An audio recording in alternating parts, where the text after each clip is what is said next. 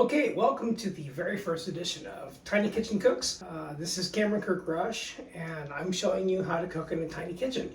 Throughout most of my life, with few exceptions, I've always had a tiny kitchen. Simply put, in order to cook in a tiny kitchen, you've got to have storage is key.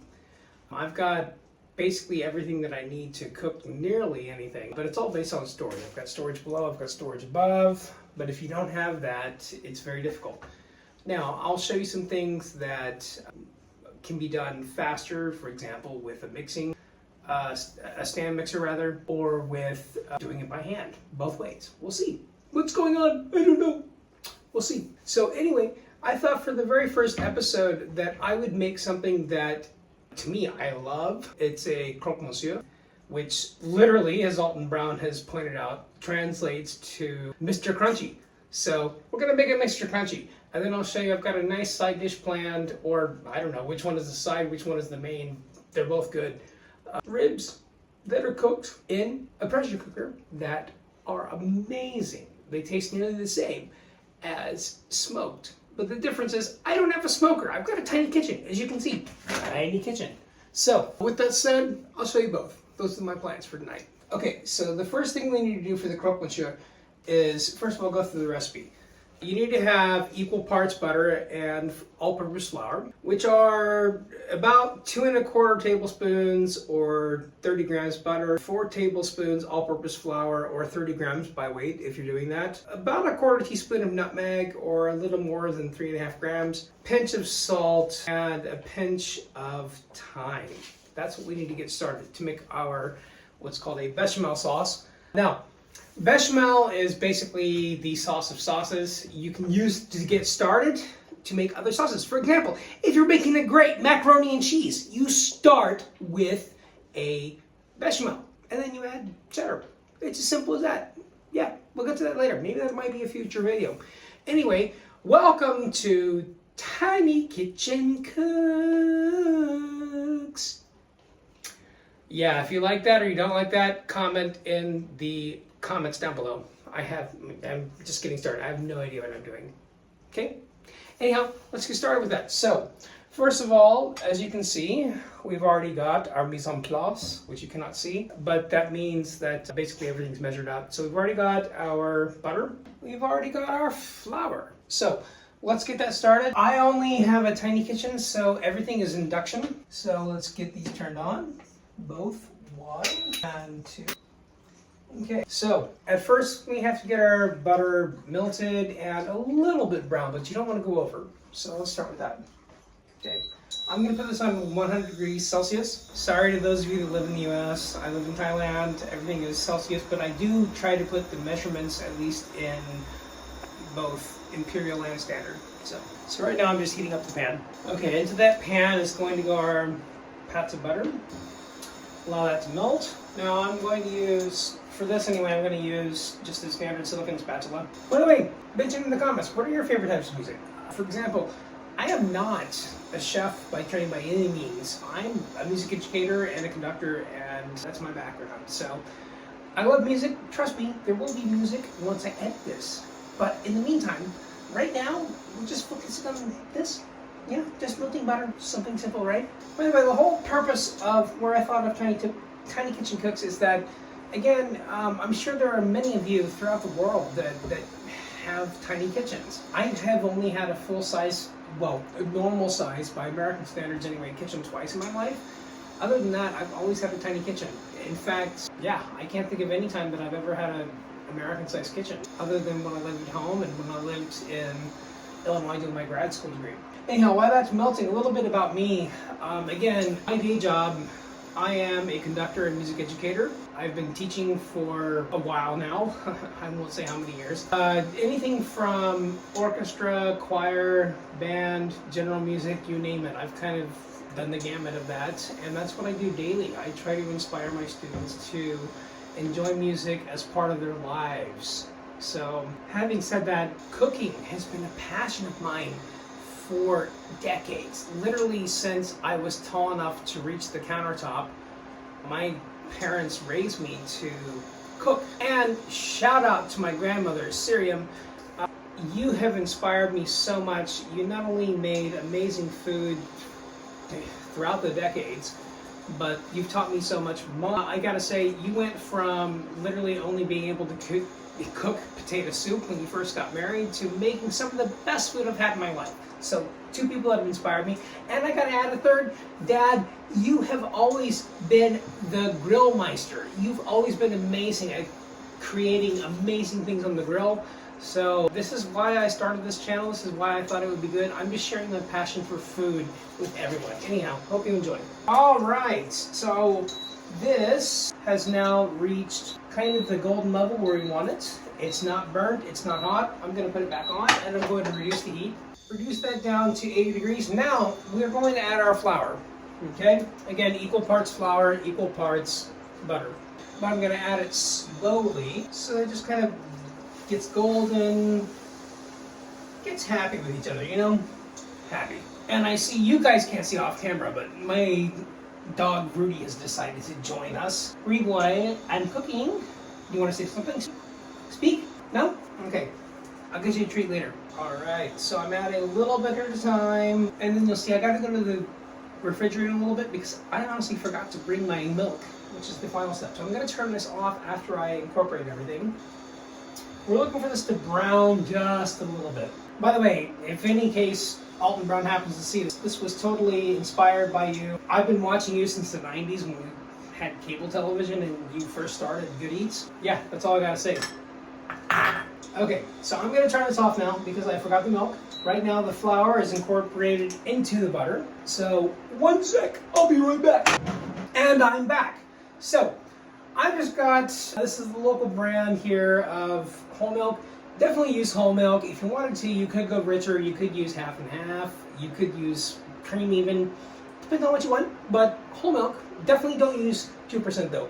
That's going to create kind of a weaker taste, and I really don't recommend it. But up to you. You do you. So here we go. I'm going to turn back on the heat. Back down at 100 degrees centigrade. About, I don't know what that is in Fahrenheit. Look it up later and add it in the comments. So anyway, we've got this gorgeous, what is now called a roux, and we're just going to gradually add milk into that to make our bechamel. So little bits at a time is the key. You don't want to add too much. If I was making a macaroni and cheese, for example, I would do the same process.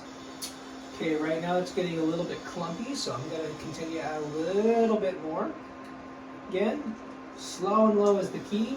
Just continue to stir everything, and it will paste up. That's okay. Every time it starts to paste up, just add a little bit more milk. I've now reduced the heat down to 80°C. Again, I apologize. I try to include empiric standard as much as possible, but given that both of my induction cooktops and most of what I use over here in Thailand is metric, I have to go by metric standards and settings first. Okay, we're starting to get what we're looking for, which is a kind of medium viscosity, not too thick, not too thin. The pastiness of the flour is starting to combine with the milk and just kind of come into this gorgeous sauce. We'll call it that. Okay, I've reduced this down to 80. We're almost there. There's still a few clumps. Again, I'm just using my spatula to incorporate those clumps and try to make more or less just a nice, even sauce with no clumps. We're nearly there. And as you can see, by the way, my kitchen is tiny, hence the name, Tiny Kitchen. It's about, if I had to guess, 2 meters long by about 1.5 meters wide, roughly, or if I had to put that in the feet, I would say maybe it's about 6-7 feet long by about 4 or 5 feet wide, roughly. So hence the name, Tiny Kitchen Cooks, because I made a tiny kitchen. Yep, Tiny Kitchen. Meanwhile, I've got both my dogs here right now. You can't see them, but maybe I can get them to speak. Rudy, speak? No? Okay, I'll give you a treat later. Yo, speak? No? They just both want a treat. They're waiting for me. Okay, so I've nearly got this where I want it.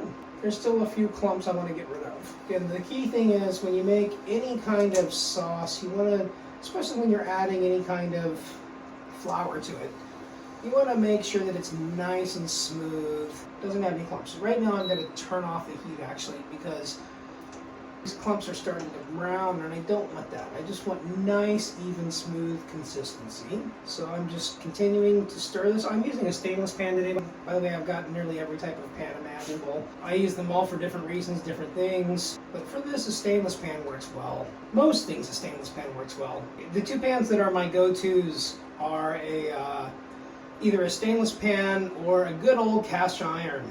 I mean, basically those two are my workhorses. They can just do everything. Okay, I've nearly got all the clumps out. There's still a few. By the way, notice that I've only used about, this is 1 liter or about, I don't know, roughly a little less than 1/4 gallon. And I've used about not quite half of that. Okay, I'll put the cap back on. Okay, I've nearly got all lumps out. There's still a few. I'm still working on that. But what you want to look for is a nice consistency. Okay, that's basically where I want that to be. Okay, so we've finished that. Next, unfortunately, I know Alton Brown is going to cry when I say this, but I don't have access to whole nutmeg. I wish I did. And I also don't have a microplane as of yet. I'm getting it. It's on the way. It's just not here yet. So in the meantime, I'm going to just use, I hate to say it, pre-ground nutmeg. I'm sorry, but I just got to. So anyway, in my spices over here, I've got them organized by color and type. So I'm just going to use normal plain old ground nutmeg, which is already down here. Okay, so only a tiny little bit, about a teaspoon. So I'm just gonna add that right in. This will just give it a little bit of color and also a tiny bit of flavor. But again, less is more.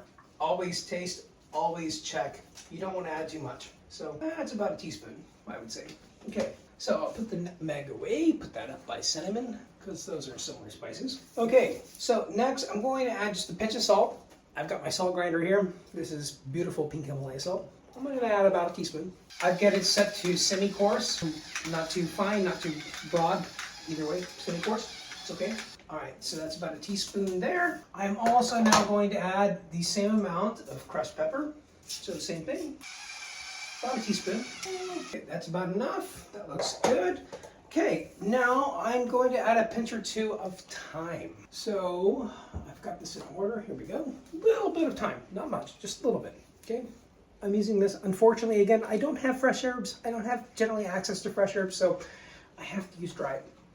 That's nearly a teaspoon. Okay, which is what I consider a pinch anyway. So I'm going to put that back. Okay, next, that basically completes our sauce. Okay, we've got a nice even sauce. We're just going to mix it together. And this should give us more than enough for true Croque Monsieur, or as Mr. Alton Brown likes to call it, aptly translated, Mr. Crunchy. Now, there is also the Croque Madame, which would be the Mrs. Crunchy. The difference is you would just add a fried egg on top. But for now, I'm just going for the Croque Monsieur. One of my favorite sandwiches to have. I could honestly eat it any time of day, but typically in France, it's a breakfast item. But hey, we have a thing called brunch, and we have breakfast for dinner. Why not? Okay, so next, I've got to get my sandwich ready. Okay, so we'll be right back after that. Check in just a little bit. Bye. Okay, so for the final production, we're just going to layer things, and then it's going to go straight into my oven. So first we're going to start, of course, by the way, I've just got, this is my baking sheet. I've got it lined with aluminum foil just to make it easier to clean up. You'll see when I make the beautiful ribs why this is important. It just makes it easier to clean up. So starting out with 2 slices with Dijon mustard. Then we're going to place the ham. We're going to layer this. Okay, by the way, I've got a beautiful nice smoked ham. So we're going to do 2 slices each. Then a bit of bechamel. Again, 2 slices. And bechamel. This is why I love these silicone spatulas. They just make things so much easier to spread. Okay, then cheese mixture. What we already did. Put that all over. Okay, so far we're left with this. Next, do the same thing. We're gonna layer. So, 2 more slices for each semi. More bechamel. This smells fantastic. I can't wait to broil it. Then we're going to do more cheese. We're not done yet. So kind of reverse order of what we did last time. More cheese is always better. Makes everything delicious. Then I've only got 2 slices left, so we're going to do 1 slice each. Just place in the middle. Okay, then we are going to do another layer of bechamel. just on top of that ham. And we're not done yet with the bechamel, trust me. Okay, then we are going to take our slices of bread that we topped with whole grain mustard. One places neatly on top of the other. So far, we're left with this. Sorry, I'm drizzling bechamel everywhere, so obviously if I was serving for guests or customers, I wouldn't do this. But I'm just cooking for myself tonight, so damn, that's good. All right, rinse my hands off. All right, next, on top, we're going to add more bechamel. We're going to use as much of that bechamel that we made as possible. So, more bechamel. Here we go. Slather the top. Okay, now for the second one, slather it nice and good. Okay, set the remaining bechamel to the side. We're just going to use that remaining cheese mixture. There's not a whole lot left. And sprinkle it on top. Because what's better than more cheese? Everybody loves more cheese. Glorious cheese. All right. Rinse my hands off again. And then I will see you in just a little bit. I got to go to the convection oven and put this in the broiler, which I've got preheated. So I will see you in a bit. And then hopefully our Mr. Crunchies will be ready. And also our side dish. I'm not sure which one is the side and which one is the main. They're both good. You'll have some ribs ready. Yeah, see you in a bit. Okay, I've got my convection countertop oven preheated and on the broil setting. So we're just gonna stick these Mr. Crunchies into the broiler and let them have a nice golden sear. I'm gonna put them at the second level first, and then I will raise them for a final crunch on top of the cheese. More in a bit. Okay, so this has now been in the broiler for a while. This has been about 10 minutes or so on high. If you need to, you can raise it to one lower or one higher, depending on the doneness. And this is what we get. So let's turn it off and check it out. One sec, let me go get my hot pads from the tiny kitchen. So here we go. After all said and done, look at this. Okay, as I mentioned, everyone, as another side dish to go along with the side dish, this is actually the main, I guess you could think of it that way, I've got a nice rack of pork ribs that I got. And the first thing I'm gonna do is I'm just gonna pat it dry. As you can see, I'm using a wire rack and a pan for this because some of the seasoning is going to fall into the bottom and that can be reused. Also, once we put this in the fridge, that gives it a convenient way to allow air circulation, and also it just nicely holds it. Okay, so pat this side. Now, sometimes when you buy these from the store, they'll have silver skin on the bone side. If that's the case, you'll want to remove that carefully. Luckily, this one, as you can see, was already pre-removed. Now, normally I would like to get spare ribs, but they were out. That's okay. But I had them still butcher this for me. And as you can see, I still asked for 4 inches. So we're all right there. Okay, so that's pretty dry. Now what I'm going to do, we're just going to use spice rub. This one happens to be pre-made. I use, shout out to Guga. This is Guga's rub. I use it for almost everything now. It just works really well. So using one hand that's dry, I'm going to just, I'll show you this in a minute. I'm just patting it with lots and lots of spice rub. This is just on the, I'm going to add a little bit of binder to the other side because this doesn't really need much. Okay, so you can see there, I've gone ahead and seasoned that side well. Now we'll do the meatier side. Once again, get some rub that all over. So this is going to chill in the fridge for about 2 hours, just enough to let it kind of penetrate the surface a little bit. Take that rack off real quick just to get some of the seasoning on there. Again, don't want to waste anything if possible. So we got that rack set to the side in just a minute. As you can see, Tiny Kitchen Cooks has tiny kitchen problems. But hey, I've learned to live with it. Such as the spout for the faucet either being in the way or not accessible, or both. Again, since I'm not actually smoking this, because 1, I don't have a smoker, and 2, that would take hours. You'll see what I do. I let the pressure cooker work its magic, and it'll cook, depending on which setting I put it on, anywhere from 25 minutes to 45 minutes. Then I take it out, let everything kind of come to room temperature, and then I go ahead as well. And as you'll see the process later, again, I've already got it pre-made, but I'll tell you everything that goes into it. You could call it marinade sauce, but basically essentially what's going to pressure cook it. And then once it completes, after, again, depending on the setting, the doneness, the tenderness that you want, anywhere from 25 to 45 minutes. And then pat everything dry, And then the next step is, of course, we're gonna slather that thing in sauce, and you can do one of two things. If you've already got your charcoal grill lit because you're grilling some other things, best way, throw it on the grill for less than 5 minutes on the cool side. Or you can do what I'm gonna do tonight and kind of cheat a little bit and use the broiler, which you will see how that looks in a bit. All right, everyone, welcome back. So anyhow, our wonderful rack that I prepared earlier has been chilling in the fridge for about 2.5 hours-ish. It's now come to room temperature. So we're about to put that into our pressure cooker here. This is the one that I have personally. They're getting to where they're not very expensive. I think this one was less than 3,000 baht, Thai baht, or about less than 90 US approximately. It's got a lot of different settings. I love what a lot of it does. So the first thing is I've got this little rack here. I'm just going to put that into my stainless pan. And then we're going to lay our nice rack right into that in a circular way with the bone side in. And I'll show you what we're doing next. So we're going to take that. Notice I am not in my tiny kitchen because my tiny kitchen is so tiny that I don't have room for this stuff. So I'm just outside of my kitchen. This is where, for example, I have my countertop oven, and you'll see I've got one other area that's got my microwave and my air fryer. I use those both for prep a lot. So here we go. We're going to take this. I'm going to do it short side to long side like this. And we're going to just wrap it around, kind of create a nice little crown, if you will. That's going to go right into pressure cooker pot. So I'll show you what that looks like in just a second. You can see like that, if I hold it up. Okay. And into that, we're now going to use our cooking sauce that I've pre-made.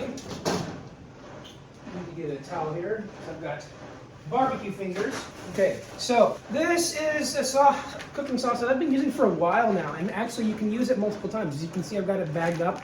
You simply need to let it refrigerate overnight, and then any fat cap, another word for any fat that's congealed on top, you're going to simply skim that off, and then this can be reused several times. And this is basically 1 liter of apple juice, or approximately 1/4 gallon, 2 cups brown sugar, or approximately 440 grams, 3 to 4 squirts of any of your favorite barbecue sauces. I can't currently get my favorite barbecue sauce, so I'm using this one called Vintage Smokehouse Barbecue. And then, of course, we're going to add 3 to 4 dashes of liquid smoke. I do both the barbecue sauce and the liquid smoke.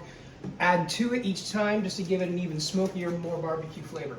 So next, in goes our liquid. Okay, go and put all that in. Okay, set that aside. So now if I hold this up again, you can see a little bit. It's not coating it, it's just going into the bottom. Okay, and finally, we are going to put a lid to our pressure cooker on. There we go. It's only the 3rd or 4th time I've used it, but each time I've had really good results. Okay, that's live, that's nice and locked now. So next, on my settings here, I've got one specifically for meat and ribs, and then it'll let you determine the doneness or tenderness that you want. So we're going to do both of those. So let me scroll over to meat rib, and then I'm going to change. I like the nice fall off the rib bone. If you want it a little bit chewier, you just have to put it on the standard setting.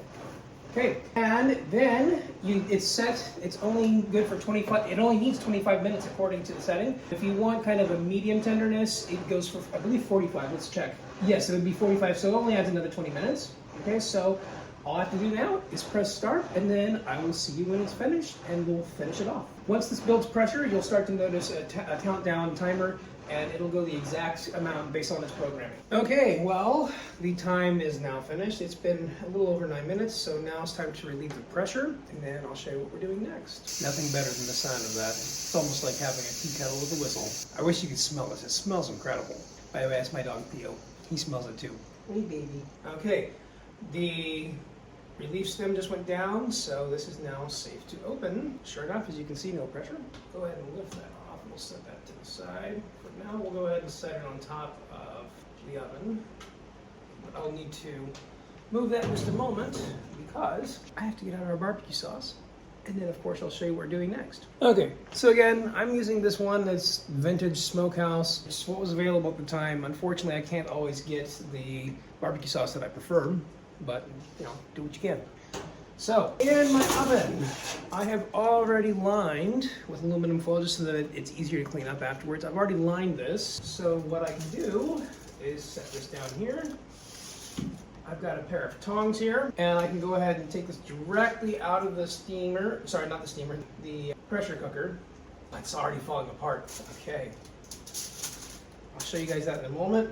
It's literally already falling apart. Pretty amazing how this is able to tear something down in what would normally take hours in a smoker. Wait!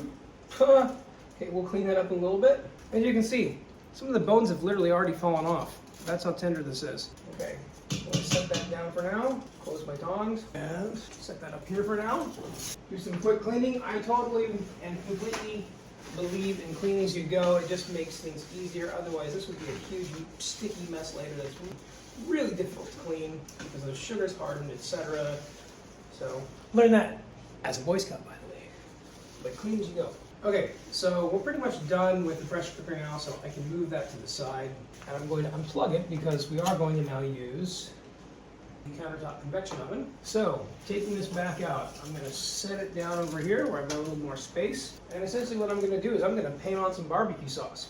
It's as simple as that. Now before I do that, if I just hold this up, you can already see it's got quite a bit of color. There we go.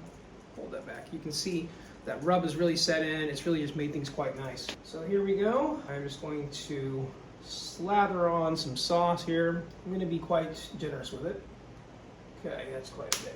Next, take my silicone brush and I'm just going to brush everything like this, trying to coat the top of all of that. And you'll see, hopefully, by putting this in the broiler, will be not only the equivalent of a crust if you were to do it in a smoker or even on a grill on the low side. Hopefully get some nice caramelization, that is, into caramel color, and it'll go in the broiler on high for a little under 5 minutes. There we go, that looks good. Okay, so I'm going to plug in my convection countertop oven. Going to change the settings to, this is all in centigrade because again I live in Thailand, but I've got it on, 250 on top because we're going to broil this, and I've got it set to broil, so I just got to put it in now. Now if I turn this around a bit, you'll see I've got it set on the second highest rack just so that way it won't scorch that way, and it'll just get nice, and hopefully some of the sugars in that barbecue sauce will just make it caramelize nicely. Here we go, let's have a look. Okay, well, a couple of things that I forgot to mention. First of all, I did indeed add the barbecue sauce and the liquid smoke, as I said, to the liquid. And secondly, I did have to move up one level the rack because it just was not getting caramelized like I would have liked. But here you have it. That is the final product. And if I hold it down a little bit, take a look at that. Looks like it's been smoked for hours. Let's take a look. As you can see, one bone already fell off. Let's see here. Can I get one without? Oh, look at that. Look at that steam. Mwah. So I'm gonna let this cool for a little bit, and then I'll give it a try. But there you have it. Ribs in less than 2 hours. As always, enjoy cooking in a tiny kitchen, and coming up next when I return is our main star, what we've been working on. So, final plating, this is what we're left with. Look at those gorgeous ribs on the right, and that beautiful Croque Monsieur that we made on the left. Anyhow, hope you enjoy. I'm gonna take a bite. The crunch is amazing, and if I take one bone, it just falls off. So, anyway, enjoy cooking in a tiny kitchen. That's all I'm gonna say. Enjoy cooking in a tiny kitchen. Love you all. Hopefully this channel will strengthen and continue. Yeah, let me know what you want. Please like, subscribe, and submit comments. That's how we'll grow. Bye.